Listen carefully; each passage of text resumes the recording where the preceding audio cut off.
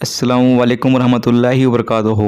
दोस्तों आज हम कुवैत की कुछ बड़ी और इम्पोर्टेंट खबरें जो आ रही हैं वो आप तमाम दोस्तों के साथ शेयर करने वाले हैं। तो अगर आप कुवैत में रहते हैं, कुवैत के हालात व वाक़यात से बाखबर रहना चाहते हैं तो इस वीडियो को आप शुरू से लेकर आखिर तक ज़रूर देखें। दोस्तों पहली अपडेट ये है कि director general of the public authority for manpower Ahmad Al Musa की तरफ से एक सर्कुलर जारी किया गया है। सर्कुलर नंबर 375 है, जिसमें कहा यह गया है कि अब 3 साल के बजाय 1 साल में भी वर्क वीज़े को ट्रांसफ़र किया जा सकता है।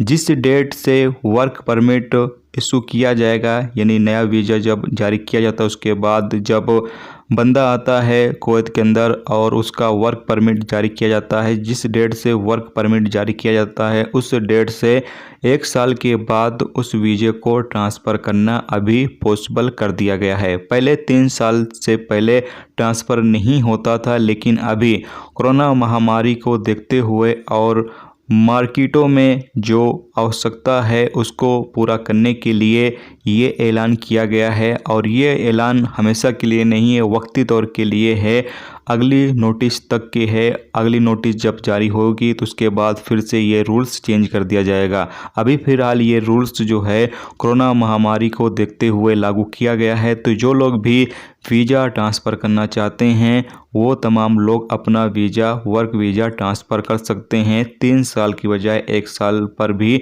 वीज़ा ट्रांसफ़र किया जा सकता है। वीज़ा ट्रांसफ़र करने जब आप जाएंगे तो देखा जाएगा कि आप जो शर्तें हैं मिनिस्ट्री की तरफ से, जो रूल्स बताए गए हैं उसको अगर आप फॉलो करते होंगे तो उसके बाद आपका वीज़ा जो है वो public authority for man power की तरफ से ट्रांसफ़र कर दिया जाएगा। तो ये एक अच्छी खबर है ऐसे तमाम लोगों के लिए जो इस वक्त कुवैत के अंदर वर्क वीज़े पर काम कर रहे हैं। वो तमाम लोग अपना वर्क वीज़ा ट्रांसफ़र कर सकते हैं। अगली अपडेट ये है कि कुवैत सरकार की तरफ से इंडिया के ऊपर फ़्लाइट की पाबंदी बरकरार है।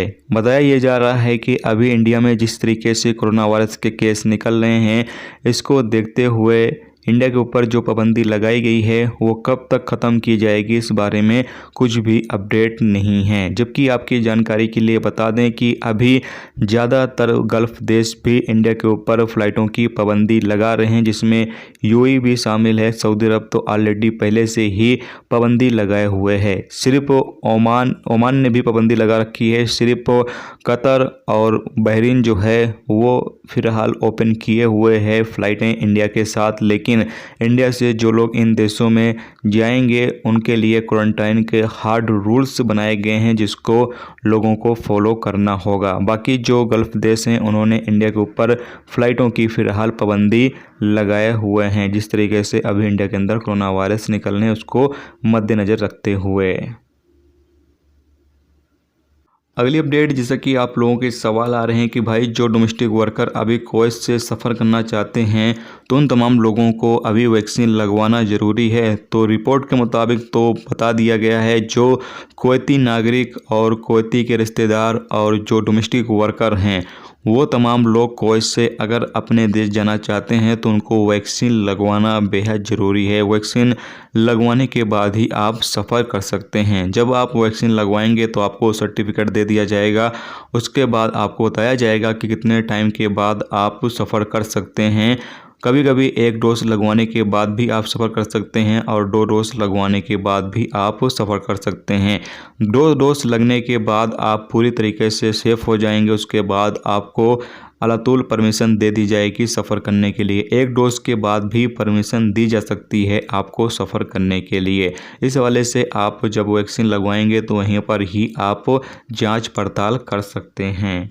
तो ये दोस्तों आज की कुवैत की कुछ बड़ी और इम्पोर्टेंट खबरें जो आ रही थी वो आप लोगों के साथ शेयर की गई। तो उम्मीद करता हूँ ये वीडियो आपको पसंद आई। वो पसंद आई वीडियो को लाइक और शेयर जरूर करें। चैनल पर नए हो चैनल को सब्सक्राइब कर लें, क्योंकि यहाँ पर आपको कुवैत के हवाले से जो भी ताज़ा तरीन अपडेट ताज़ा तरीन जानकारी होगी वो आप तमाम दोस्तों के साथ शेयर की जाती रहेगी। चलिए फिर मिलते हैं नेक्स्ट टॉपिक के साथ। रखिए अपना ख्याल, ओके, खुदा हाफिज़।